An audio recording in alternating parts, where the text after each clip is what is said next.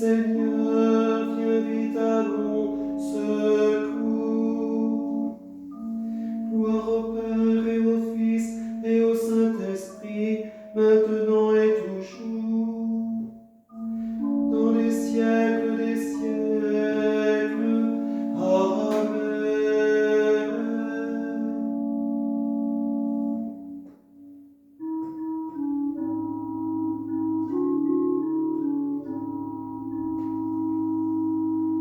Humble gardien de la Sainte Famille, époux fidèle et Père vigilant, dans la confiance, tu n'as pas craint de recevoir chez toi Marie, l'aurore du salut. Nous t'honorons, glorieux Saint Joseph, notre soutien quotidien dans le labeur.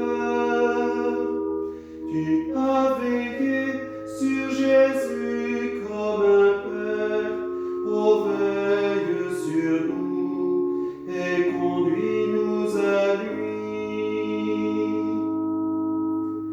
Humble gardien de la Sainte Famille, époux fidèle et Père vigilant, dans la confiance, tu n'as pas craint de recevoir chez toi Marie, l'aurore du salut.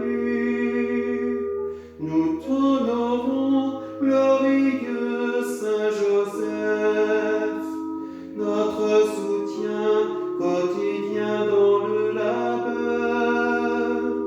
Tu as veillé sur Jésus comme un Père, oh veille sur nous et conduis-nous à lui.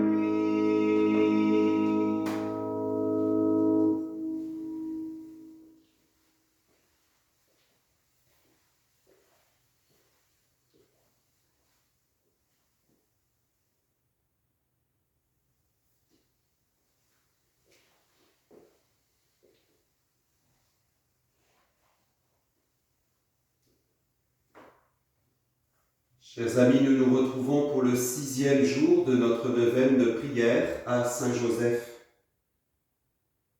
Les intentions de prière pour notre neuvaine, pour les familles chrétiennes, qu'elles aient à cœur, comme Saint Joseph, d'éveiller leurs enfants à la lecture, l'écoute et la méditation de la parole de Dieu.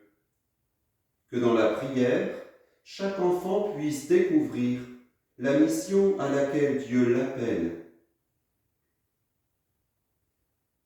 Pour les familles éprouvées, particulièrement celles qui souffrent de la précarité, pour toutes les personnes qui recherchent un emploi, toutes les personnes qui risquent de perdre leur emploi.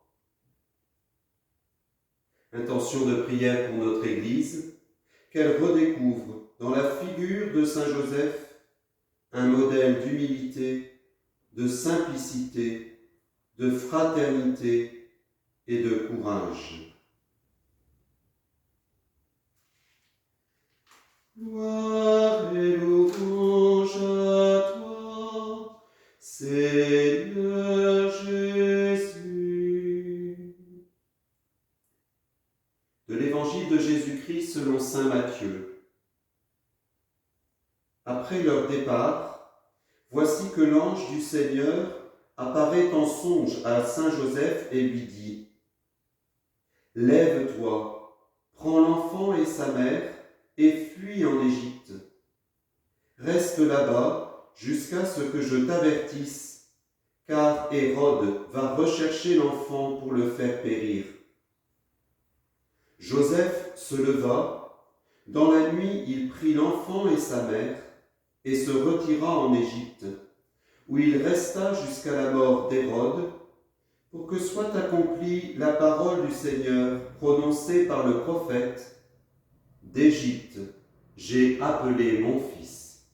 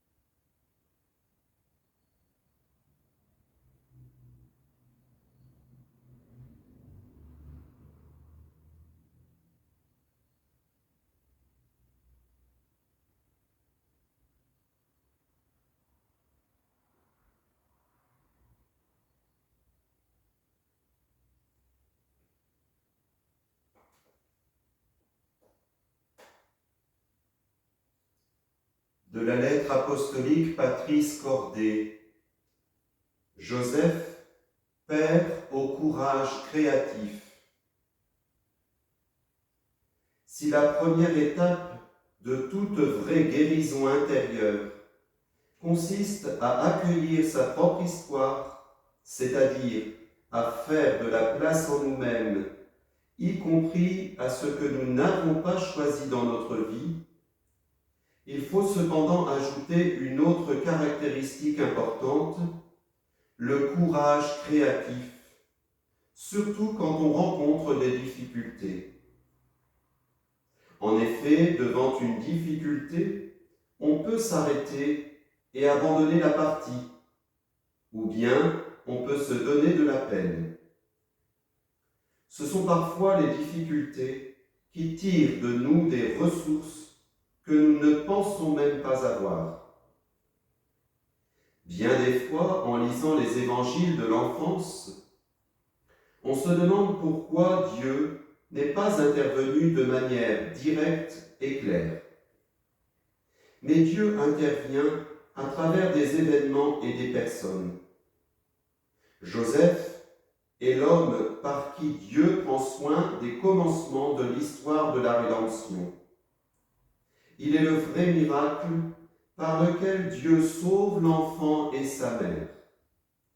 Le ciel intervient en faisant confiance au courage créatif de cet homme qui, arrivant à Bethléem et ne trouvant pas un logement où Marie pourra accoucher, aménage une étable et l'arrange afin qu'elle devienne autant que possible un lieu accueillant pour le Fils de Dieu qui vient au monde. Devant le danger imminent d'Hérode qui veut tuer l'enfant, Joseph est alerté, une fois encore en rêve, pour le défendre, et il organise la fuite en Égypte au cœur de la nuit. Une lecture superficielle de ces récits donne toujours l'impression que le monde est à la merci des forts et des puissants. Mais la bonne nouvelle de l'Évangile est de montrer comment, malgré l'arrogance et la violence des dominateurs terrestres, Dieu trouve toujours un moyen pour réaliser son plan de salut.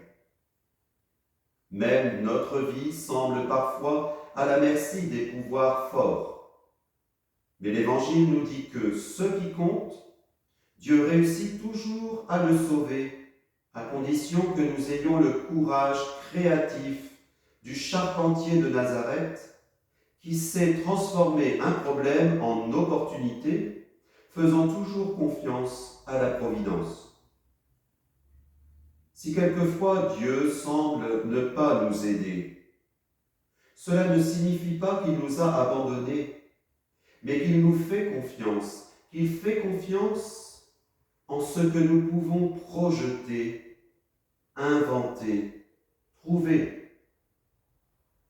Il s'agit du même courage créatif démontré par les amis du paralytique, qui le descendent par le toit pour le présenter à Jésus. La difficulté n'a pas arrêté l'audace et l'obstination de ses amis. Ils étaient convaincus que Jésus pouvait guérir le malade, et comme ils ne savaient pas par où l'introduire à cause de la foule, ils montèrent sur le toit et à travers les tuiles, ils le descendirent avec sa civière au milieu devant Jésus. Voyant leur foi, Jésus dit : « Homme, tes péchés te sont remis. » Jésus reconnaît la foi créative avec laquelle ces hommes ont cherché à lui amener leur ami malade. L'Évangile ne donne pas d'informations concernant le temps pendant lequel Marie, Joseph et l'enfant Jésus restèrent en Égypte. Cependant, ils auront certainement dû manger, trouver une maison, un travail. Il ne faut pas beaucoup d'imagination pour remplir le silence de l'Évangile à ce propos. La Sainte Famille a dû affronter des problèmes concrets comme toutes les autres familles, comme beaucoup de nos frères migrants qui encore aujourd'hui risquent leur vie, contraints par les malheurs et la faim. En ce sens, je crois que Saint Joseph est vraiment un patron spécial pour tous ceux qui doivent laisser leur terre à cause des guerres, de la haine, de la persécution et de la misère. À la fin de chaque événement qui voit Joseph comme protagoniste, l'Évangile note qu'il se lève, prend avec lui l'enfant et sa mère et fait ce que Dieu lui a ordonné. Jésus et Marie, sa mère, sont en effet le trésor le plus précieux de notre foi. On ne peut pas séparer dans le plan du salut le Fils de la mère, de celle qui avança dans son pèlerinage de foi, gardant fidèlement l'union avec son Fils jusqu'à la croix. Nous devons toujours nous demander si nous défendons de toutes nos forces Jésus et Marie, qui sont mystérieusement confiés à notre responsabilité, à notre soin, à notre garde. Le Fils du Tout-Puissant vient dans le monde en assumant une condition de grande faiblesse. Il se fait dépendant de Joseph pour être défendu, protégé, soigné, élevé.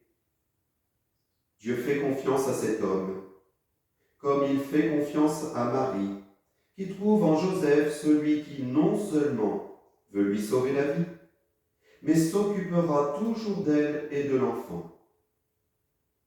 En ce sens, Joseph ne peut pas ne pas être le gardien de l'Église, parce que l'Église est le prolongement du corps du Christ dans l'histoire, et en même temps, dans la maternité de l'Église, est esquissée la maternité de Marie.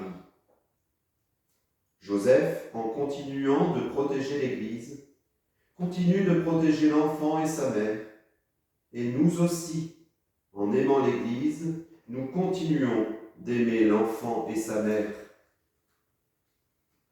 Cet enfant est celui qui dira, dans la mesure où vous l'avez fait à l'un de ces plus petits de mes frères, c'est à moi que vous l'avez fait. Ainsi, chaque nécessiteux, chaque pauvre, chaque souffrant, chaque moribond, chaque étranger, chaque prisonnier, chaque malade est l'enfant que Joseph continue de défendre. C'est pourquoi Saint Joseph est invoqué comme protecteur des miséreux, des nécessiteux, des exilés, des affligés, des pauvres, des moribonds. Et c'est pourquoi l'Église ne peut pas ne pas aimer avant tout les derniers, parce que Jésus a placé en eux une préférence. Il s'identifie à eux personnellement. Nous devons apprendre de Joseph le même soin et la même responsabilité, aimer l'enfant et sa mère, aimer les sacrements et la charité, aimer l'Église et les pauvres. Chacune de ces réalités est toujours l'enfant et sa mère.